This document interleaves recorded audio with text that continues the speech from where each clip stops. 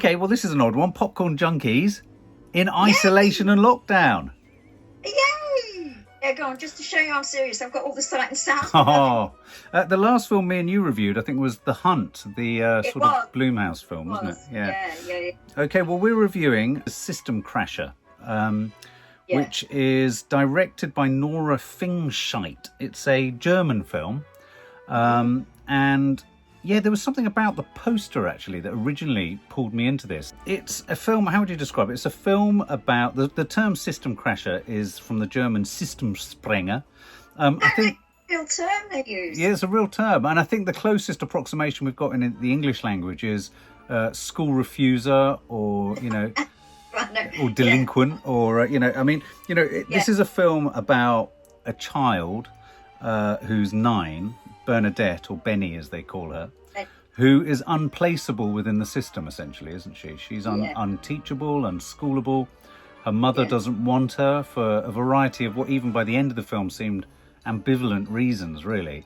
And I don't know if this is giving away too much too soon, but she's actually scared of it. I mean, everybody's... Yes. Yeah. So I watched this on the Curzon Home Cinema app. We're all having to kind of innovate, aren't we, with film going at the moment.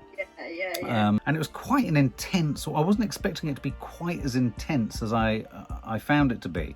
Did you find it pleasurably intense, or did you find it too much?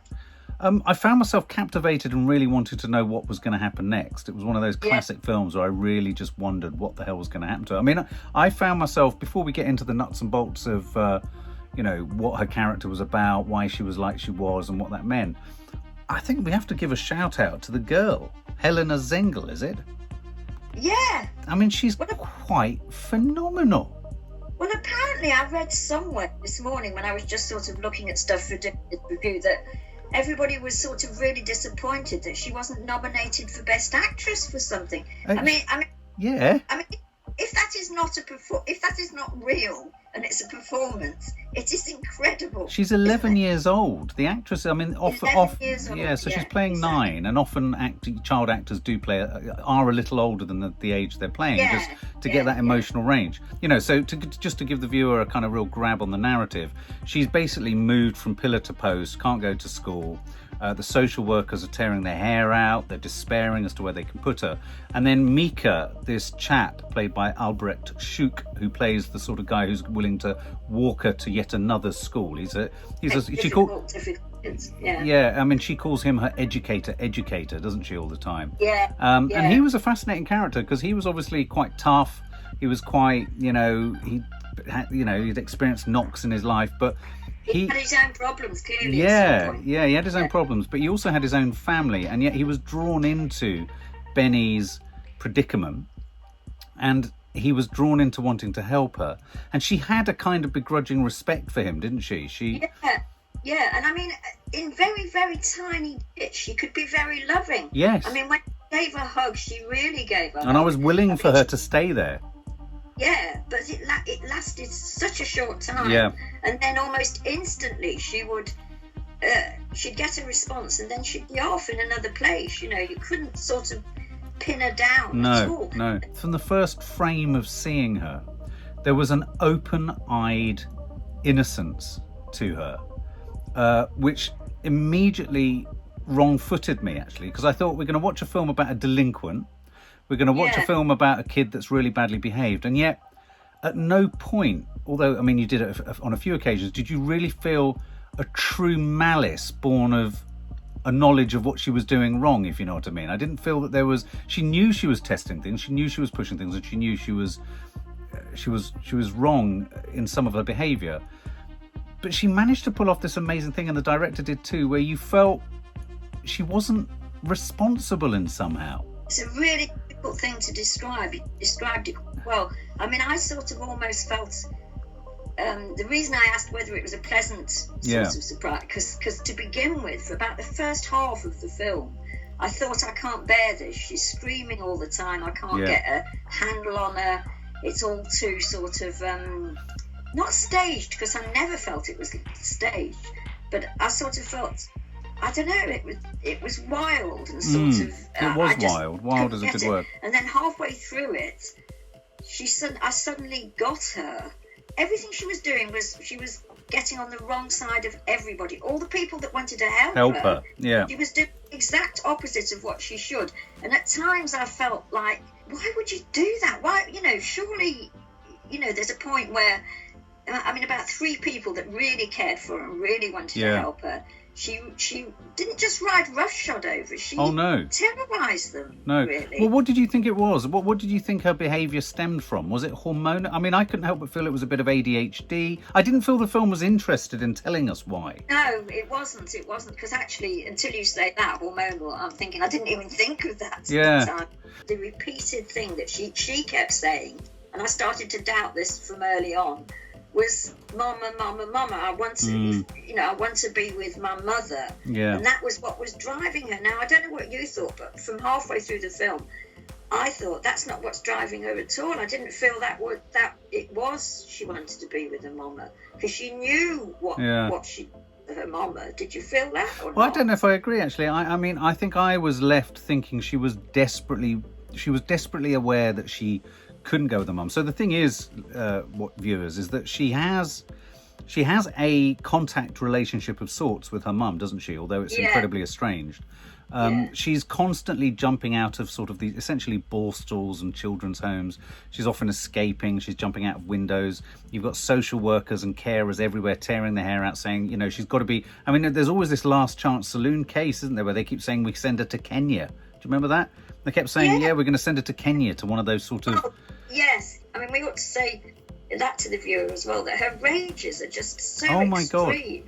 For a 9-year-old, as she plays in the film, a 9-year-old, I mean, she breaks up old places. She was incredibly good. I mean, no sort of idea of she's sorry. No.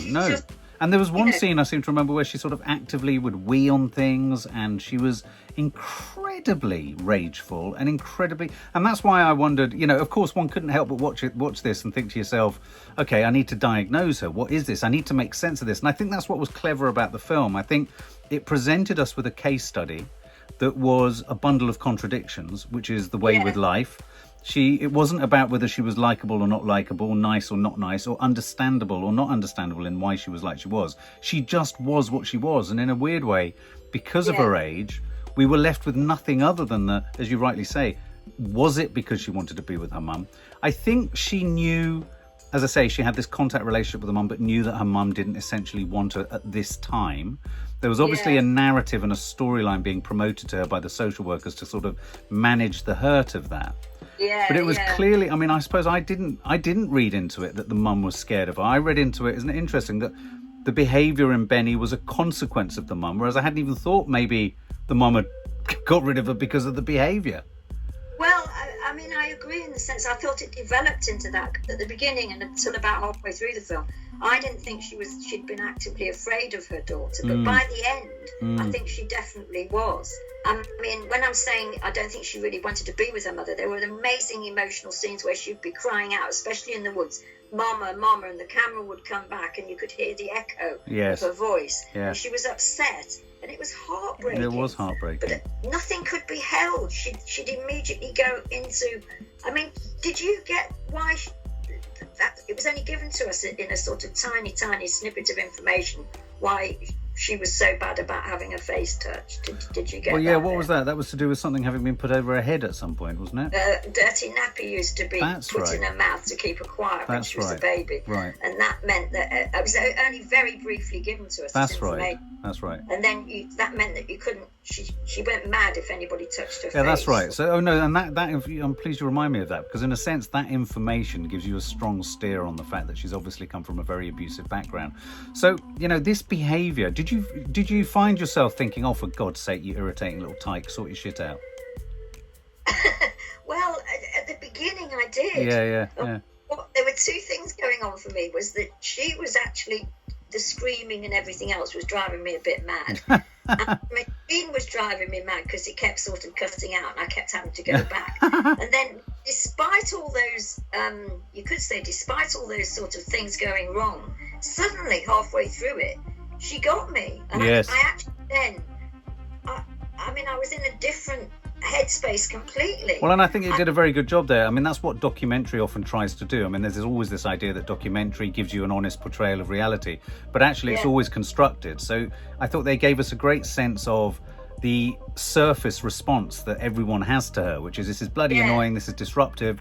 You know, that care worker who had sort of the curly hair who just gave up on her, was just like, fucking hell, take her away, take her away.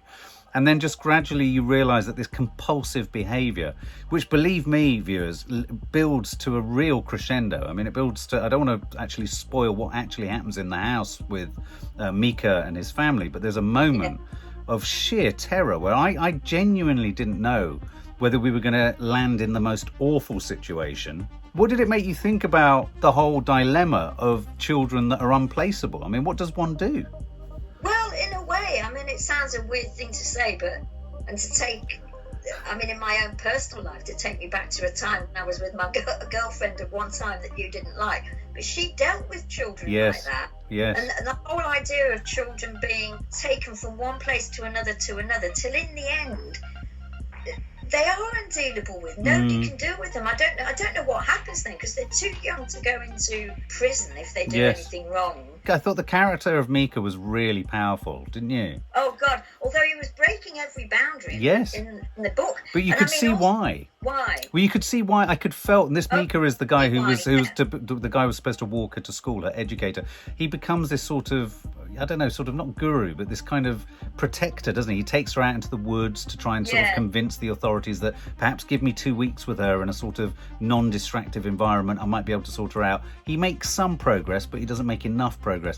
And then he talked about this thing, which I thought was a really intriguing concept, which was, he said to his colleague at one point when he knew he was getting sort of too entangled with her, not in a dubious way at all. And then he talked about having what he called rescue fantasies, and I'd never even heard of this. That gave us a sort of knowledge of him, and he wanted to, I mean, he undoubtedly wanted to not cure, because there was no cure, but definitely bring back a girl that was at least, I mean, she was sociopathic from she the was word totally go. Sociopathic, I mean, and verging on psychopathic, and yet there was constantly this sort of innocence behind her eyes. It's a good word to use, innocence. You know, when you see sort of badly behaved kids at school and you look at them and you think, you know, you're doing something wrong. I mean, she knew that she was agitating, but you felt there was in her head a much purer and bigger reason for this. She wanted his family, she wanted a family, she wanted to be the focus. And I think, you know, I really related at times in it to that thing of her not feeling seen and wanting to be seen. And so this behaviour was the only way she could be seen. Yeah, I mean, and what did you think of the way it was shot? How did you think the... Oh, well, I've got a whole page on that. Ooh. Because I've got the camera work, the editing. I love the graphics. I love the way it sort of burst into a sort of scrawled graphics. Absolutely amazing. Yeah. Oh, and those moments of abstraction. What did you think of those moments where... Beautiful. Yeah. Even down to things like the design of the fact that she always wore pink and the letters were in pink, and you got all this sort of pink stuff. And well, because I thought what was clever about the pinkness was the pinkness undercut that gender specificity, didn't it? You know, this idea that she's a 9-year-old sweet girl. We all think, well, that's one thing we can think of a 9-year-old girl. Sweet girl, she's the opposite of sweet. And yet she was sweet. Yeah. Could be. But also to say along with the camera work was the sound. The sound was astonishing. Yeah. I thought the final, and not to say what it is, or even in some ways it doesn't make sense. I thought the final image, it left me. Well, it was incredibly liberating and heartbreaking, and I felt it wasn't being acted, Mark, at that point. No, I agree. It's interesting you should say that, actually. I mean, it did feel almost halfway through the film like the story of the film became the actress Helena Zengel's real experience, in a sense. I mean, I'll be fascinated to know what sort of impact it's had on her as a child playing that sort of part, because it's an incredibly challenging part to play. The abstraction, I'm remembering it now, there were great pregnant pauses where literally the shot would be a tone or a texture or a glimpse of light or something going over it, and I thought they were used really magically to kind of give you a sense of that. You know, there's always the difficulty with filmmaking of manifesting the interior monologue, if you like, or the subjective sense of things, and I don't think we were made to necessarily think that these images were what she was thinking. It's not as literal as that. But they gave us a real sense of, I think what they cleverly did was they underlined the way in which the makeup of a personality is so many of these strange, non-specific things that all together are incoherent, but they make a person. Well, exactly. Somehow, we were in her brain when those things were happening, although they didn't seem to be trying to do that. Absolutely. It just was happening. A sort of punk sensibility to it, a real energy. Actually, that's a good word too. I didn't think of that, but that's true. Had that real sort of punch you in your face, charging. There's a lot of running. There's a lot of rapidity. It was a very energetic film. I mean, and again, it's going to be. I thought the idea that I could have missed this film and missed this performance was almost abhorrent. In terms of cinema, you know, if you truly love cinema and you love film and you love acting, because this is a German, odd first film on the edge of the sort of, you know, an art house film for all intents and purposes, the idea that one could have missed this performance by Helena Zengel almost made me a little bit frightened. I was thinking, thank Christ I watched this. Yeah, well, you've just said exactly what I would say as well. I mean, I had only heard of it through a friend of, you know, and I just sort of, I mean, in a sort of slightly snobbish way, I don't mean I've seen everything, but I've heard of a lot of things. I hadn't heard of it, and I kept thinking, well, how good can this film be? And then I became almost thinking, oh my goodness, I could so easily have missed this.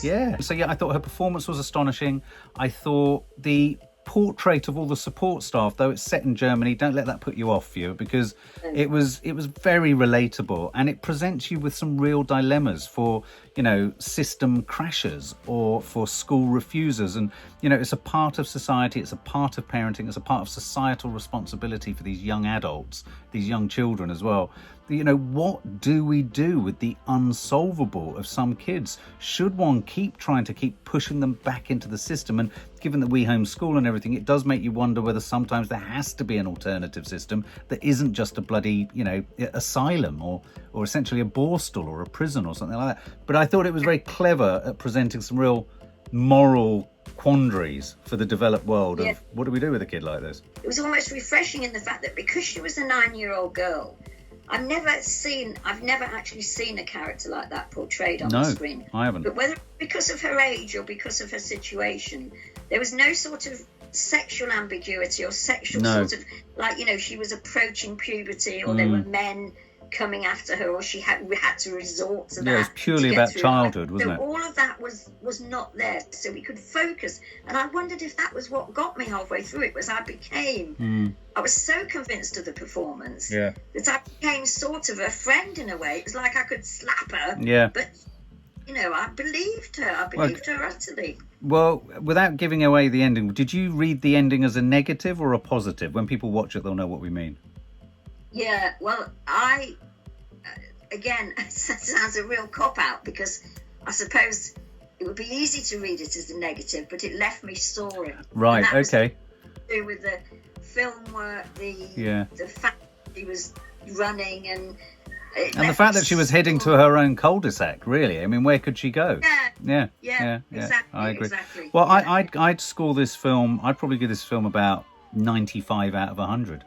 Yeah, I would too. Yeah. I was saying 90, and then before we spoke, and I thought, why 90? It was much better than that. It really was. And I mean, my first thought, despite all the problems of these machines and whatever, was I thought, I have to see this on the big screen. Yeah. This deserves its proper play. Yeah, it really does. So yeah, really, guys, if you get the chance to watch this, it's on Curzon Home Cinema at the moment, but it's well worth your attention. It's a brilliant little film. It really is. And it will be like nothing else you've seen. It is, yeah, and that's the thing for me, is that often the choice of a European film can be a bit of a challenge. The thought, I've got to work hard at this, but this isn't. This is adrenaline fueled. This will keep you thinking and challenging and wondering, and you've got a central performance that will just absolutely blow your socks off. Yeah. Yeah. Goodness knows what she can do next. I know. For more film and family fun, don't forget to click the subscribe button and make sure to click the bell to never miss an update.